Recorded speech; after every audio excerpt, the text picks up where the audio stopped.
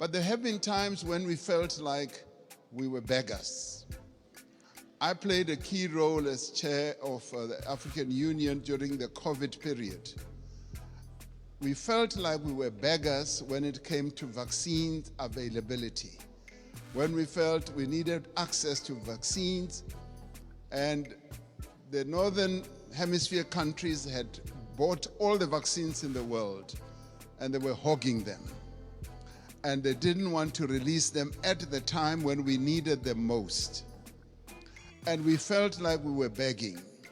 And at times it felt like they would just be droppings from the table, that yes, we will give you that and that.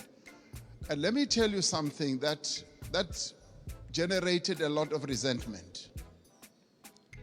We resented that, and it got worse when we said we want to manufacture our own vaccines.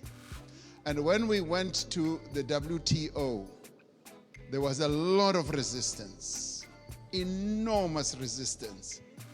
And we kept saying, what is more important, life or profits by your big pharmaceutical companies?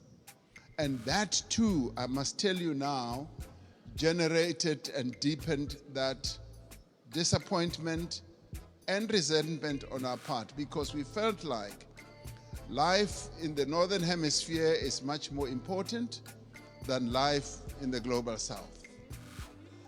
Wow, just wow. Who would have thought that a day and a time will come where African leaders will stand up and start calling out on these discrimination that has been happening for God knows how long. But now our leaders can stand up and say things like this in a place like this, in a summit like this, without fear, without trembling. Well, there may be a little bit of trembling, but in their voices. But you know what I mean, right? The time for Africa is now.